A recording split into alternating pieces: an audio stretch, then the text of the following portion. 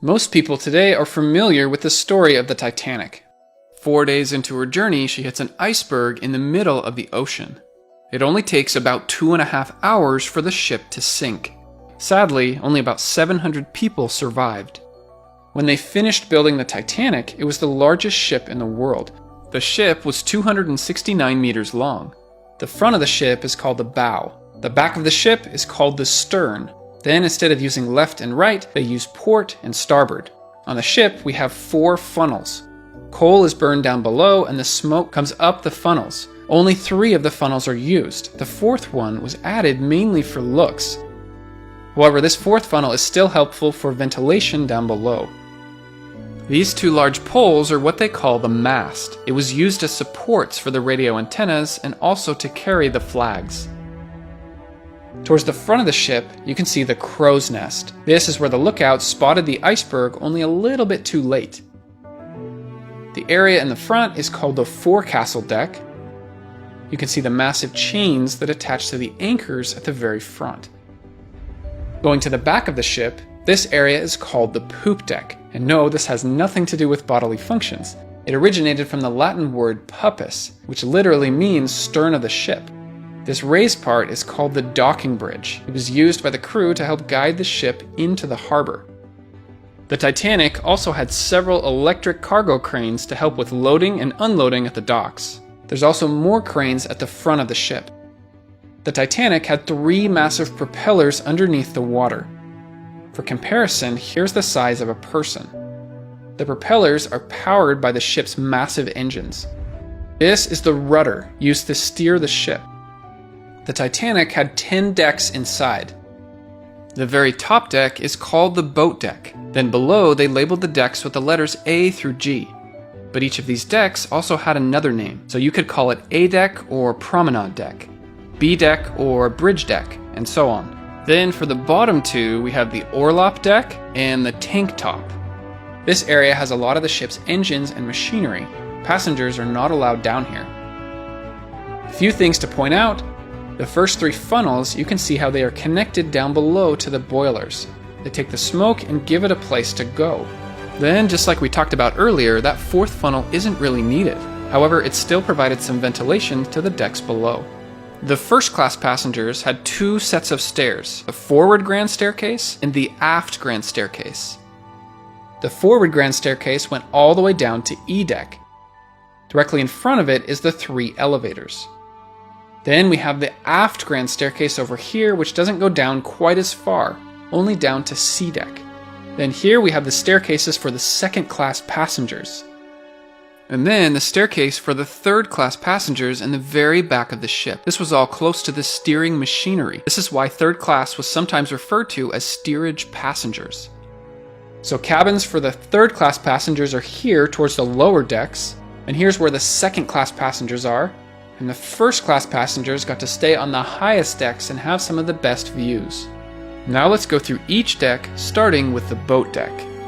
It gets its name because this is the deck where the lifeboats were stored. They split the deck space into several different areas. As a 2nd class passenger, the view of the ocean would be blocked by these lifeboats. For the 1st class passengers, most of the deck doesn't have lifeboats. The builders wanted to make sure that the 1st class passengers had the best view possible. This was one of the reasons why the Titanic didn't have enough lifeboats. So the ship had 20 lifeboats in total, enough for about half of the people on board. The idea at the time was that the Titanic was unsinkable. If an accident happened, these lifeboats would only be needed to ferry passengers and crew over to a rescue ship. As we all know, not having enough lifeboats was a very bad idea. Each lifeboat is hanging on what's called a davit.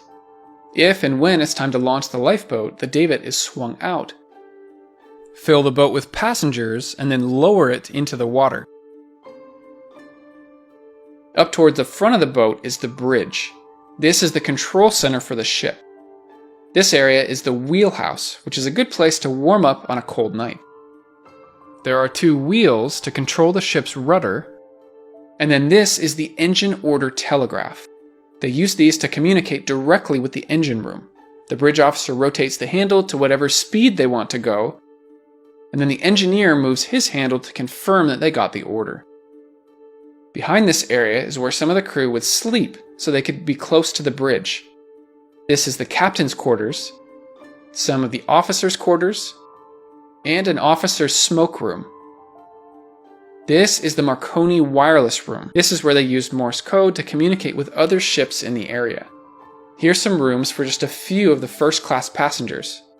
Here's the oh-so-famous grand staircase. It has skylights up above to let in natural light during the day.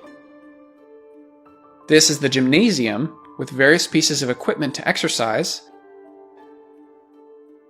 Here's the officer's mess, and the engineer's smoke room. At the very back is the second-class entrance, which leads down below. So that's the boat deck, the very top deck on the Titanic. Underneath is A deck, also known as the promenade deck. Plenty of covered areas to walk around the edge of the ship, with amazing views towards the ocean. There are first-class rooms at the very front, ladies' lavatory here, and gentlemen's lavatory here. The grand staircase, and of course some exits to get out onto the promenade. Here's the first-class reading and writing room, and the first-class lounge. The aft grand staircase, 2 more first-class rooms, and then the first-class smoke room. This is where the men would gather after dinner time. The last is the veranda cafe and palm court, which served refreshments for the first-class passengers. This is B deck, also known as the bridge deck. Towards the front of the ship, we have the forecastle deck. We saw this earlier in the video. And then this is the center section. Most of this is taken up by first-class rooms. Plenty of access to the gentlemen's and ladies' lavatories. Some of the first-class rooms actually have their own dedicated bathrooms.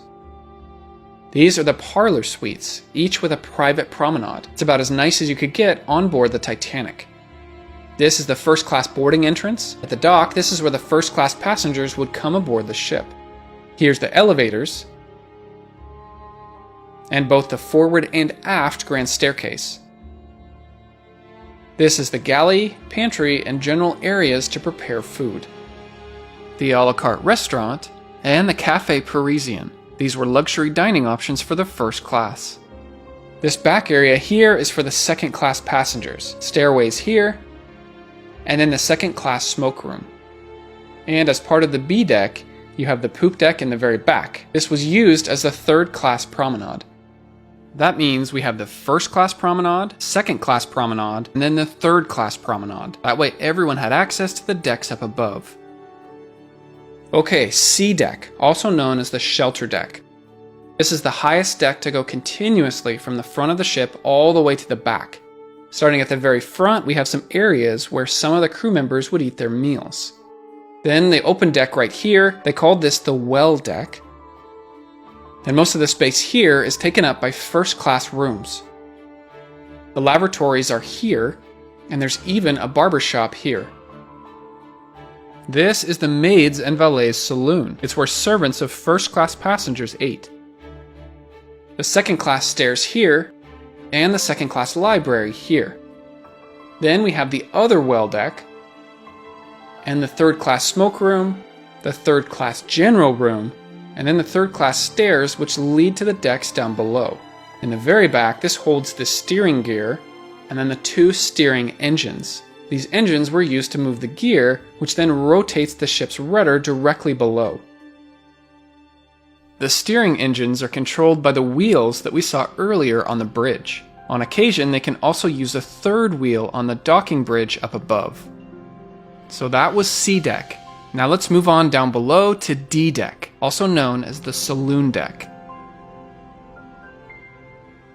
Up at the front, you have the rooms for the firemen. These men worked with the boilers at the very bottom of the ship. This is the firemen's stairs. These extend all the way to the bottom of the ship.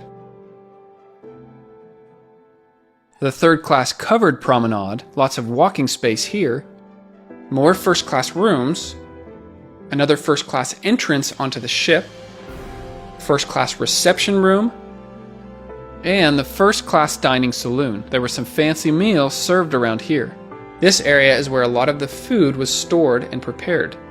This is the hospital with a few rooms for sick patients.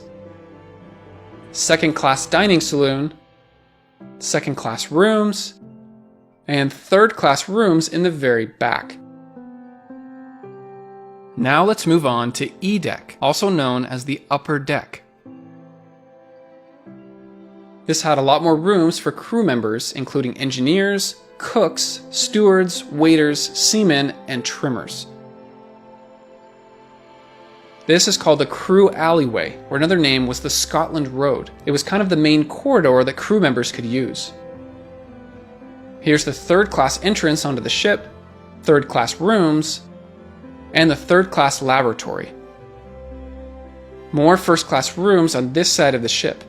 And the E deck was the lowest deck that you could take the grand staircase and also for the elevators. Second-class rooms here, and third-class rooms here. Notice how this deck is low enough that we're starting to see the ship's engines. This is F deck, also known as the middle deck.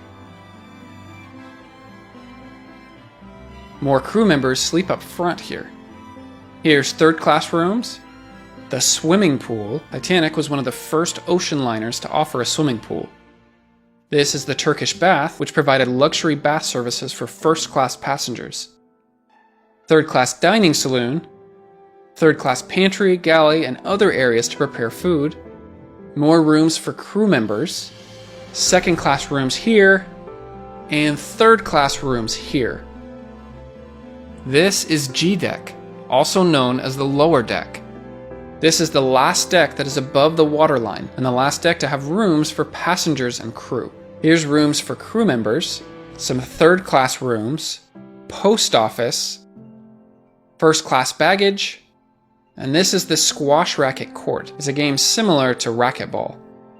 The saloons, restaurant, and cafes stored food down here, so things like fruits, vegetables, meat, flour, and milk. At the very back is more room for third-class passengers. This is the Orlop deck.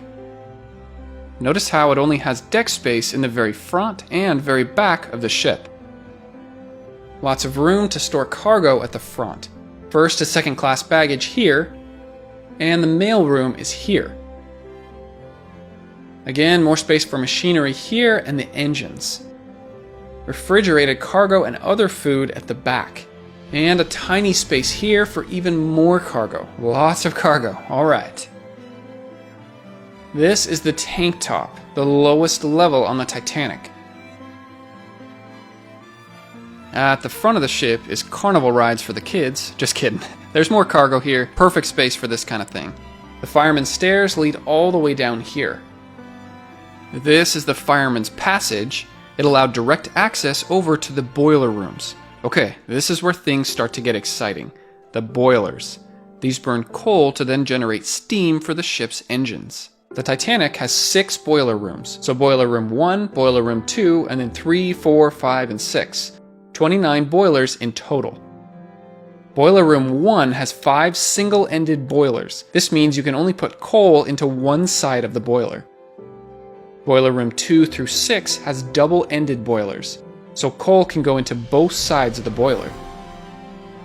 Coal bunkers are placed between each boiler room, so these were filled with coal before they left for their journey. Working in the boiler rooms was very difficult. It was hot and humid, and work was extremely tiring. The firemen were the crew members who had the job of keeping these boilers fed with coal. Let's take a look inside one of these boilers. The coal goes in through here, and the fire will heat the water, which will generate steam. This will also produce smoke that travels through the smoke tubes and then up through the boiler exhaust uptakes, which then goes to one of the first 3 of the funnels. The steam that gets produced will travel through the pipes towards the back of the ship. It takes as much as 24 hours to start producing steam, so they have to start preparing long before the ship will leave the harbor. This steam makes it all the way to the engine room. Inside of this room are 2 reciprocating steam engines. These engines were 3 stories tall. Even by today's standards, that's enormous. Inside of each engine there are 4 cylinders. Inside of each cylinder is a piston. The steam comes in and pushes the piston up and then down. This happens over and over. All 4 cylinders working together turn the shaft down below. Each shaft goes out through the back of the ship and connects to the propellers. Don't forget, there's a third propeller blade out the middle, but this one is powered by a different engine. Leftover steam from the reciprocating engines goes to the next room, which has the low-pressure turbine engine.